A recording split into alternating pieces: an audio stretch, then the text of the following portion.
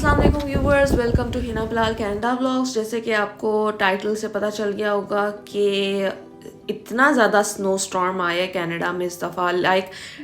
बर्फ़बारी snow जो है वो देर से पड़ी है लेकिन बहुत ज़्यादा पड़ रही है। कनाडा की जो है ना वार्निंग्स आ गई हैं, पावर आउटेज हो रही है और क्या मैं बताऊं, इतना ज़्यादा स्नो स्टॉर्म कि लोगों के घर पूरे पूरे जो है एल्बर्टा, स्पेशली एल्बर्टा वगैरह में तो पूरे पूरे घर अंदर चले गए हैं। वो थर्ड फ्लोर से मैंने एक वीडियो देखी एल्बर्टा में, एडमिंटन में।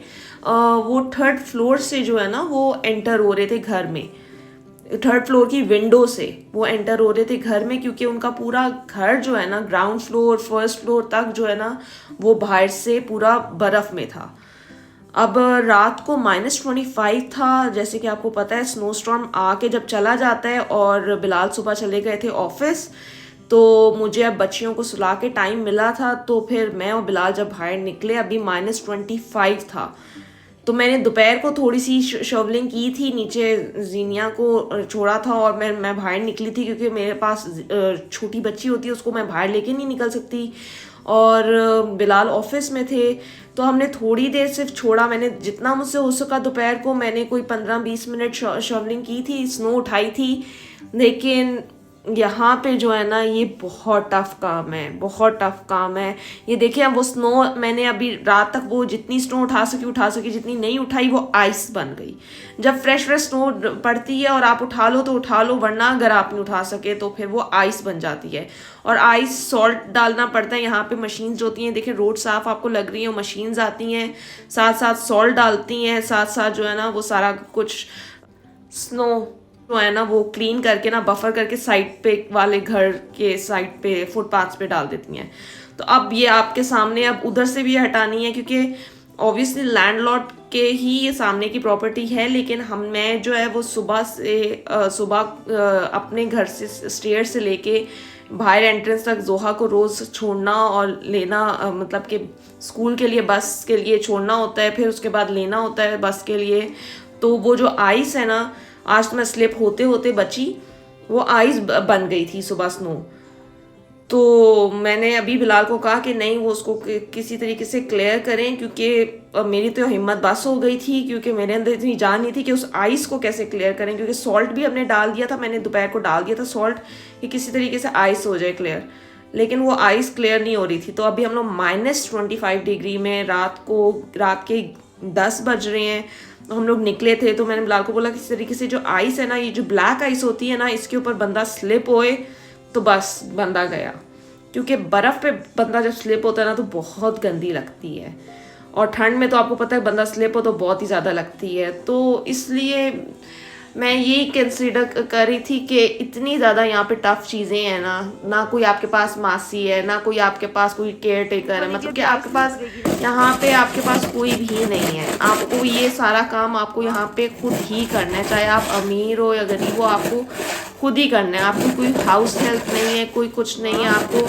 ये है कनाडा के प्लस पॉइंट्स भी बहुत हैं, तो कनाडा का नेगेटिव पॉइंट भी है, जो कि फैक्ट है कि यहाँ का जो एक्सट्रीम का वेदर होता है, और यहाँ पे ये होता है, यहाँ पे आपको बहुत मेहनत करनी पड़ती है हर चीज़ के लिए।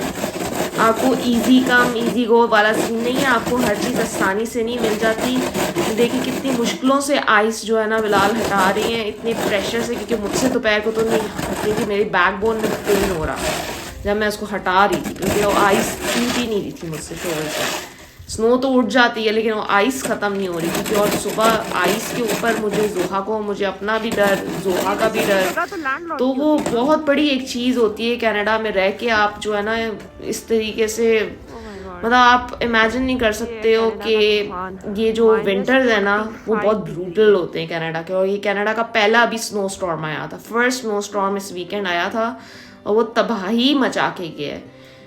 तो हम लोग को होता है कि एल्बर्टा और एडमिंटन और सस्कैचुअन में जो लोग होते हैं उनके साथ क्या होता होगा।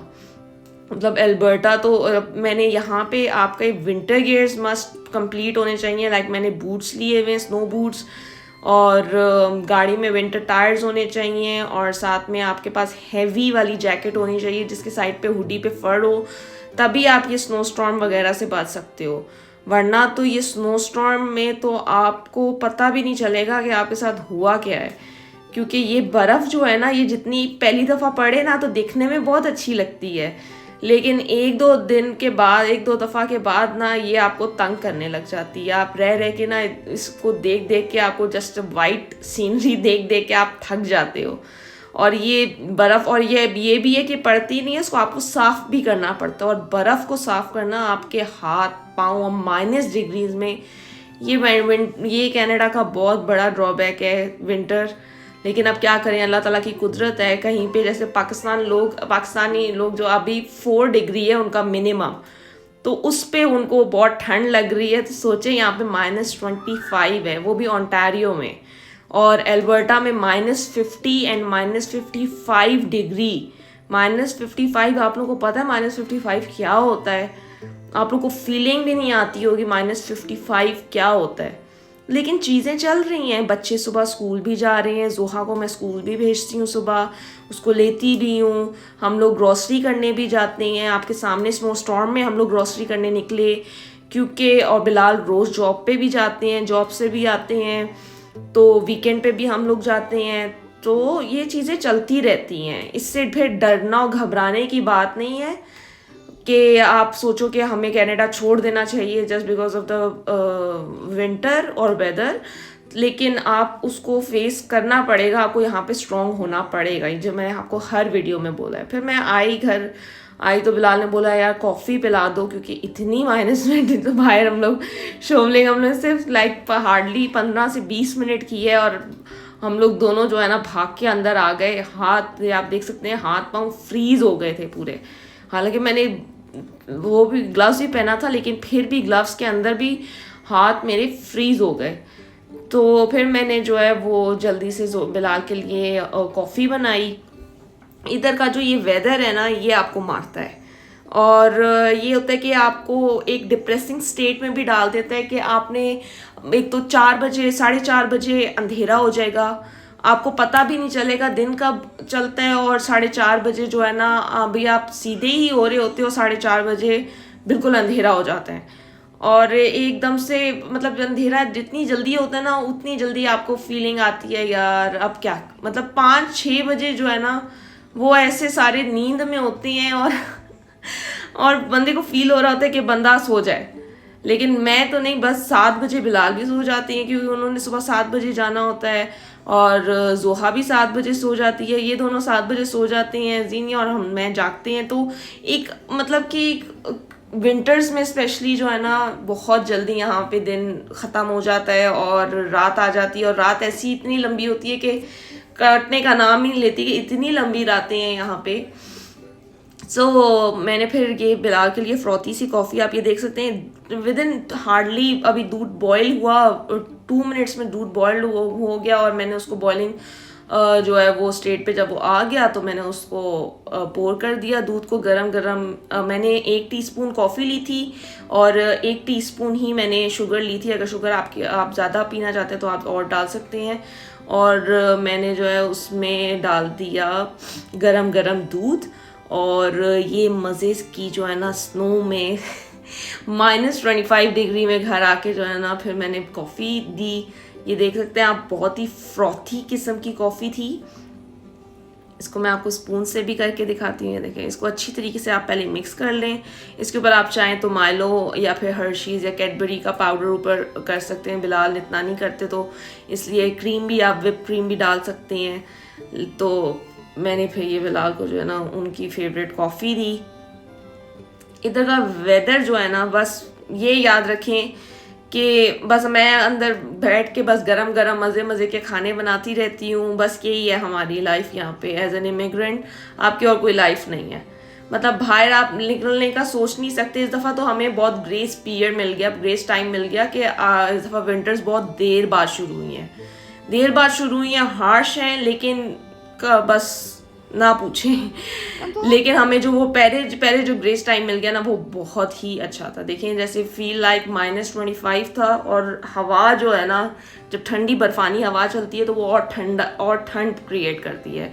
ये सुबह का टाइम था, ये सुबह जब स्नो स्टॉर्म सही वाला आया था ना, तब मैं जोहा को स्कूल भेज रही थी। सुबह के 7:30 बजे जोहा को स्कूल के लिए मैं लेके जा रही थी, और सुबह -18 था। ये टेम्परेचर आपको दिख रहा होगा, ये -18 टेम्परेचर है। तो ये अभी इस वक्त स्नो पड़ना स्टार्ट हुई थी, और आपके सामने रात तक क्या हाल था। और जोहा को यहाँ पे स्कूल नहीं, मतलब कि कोई चीज़ नहीं रुकती। हर बंदा जॉब के लिए भी जाता है, बिजनेस भी चल रहे होते हैं, शॉप्स भी खुली हुई होती हैं, ग्रोसरीज के लिए भी जाते हैं, डिनर्स भी होते हैं, रेस्टोरेंट्स भी जाते हैं, वो चीज़ें नहीं रुकती हैं। तो इसलिए देखिए मैं स्नो स्टॉर्म में जोहा को स्कूल भेज रही हूँ, क्योंकि यहाँ पे लोग कहते हैं कि जितने बच्चे बाहर निकलेंगे उतने बच्चे यूज्ड टू होंगे। अगर आपको ये वीडियो पसंद आई है तो इस वीडियो को लाइक और शेयर करें, और हिना बिलाल कनाडा व्लॉग्स को सब्सक्राइब करना ना भूलिएगा। शुक्रिया।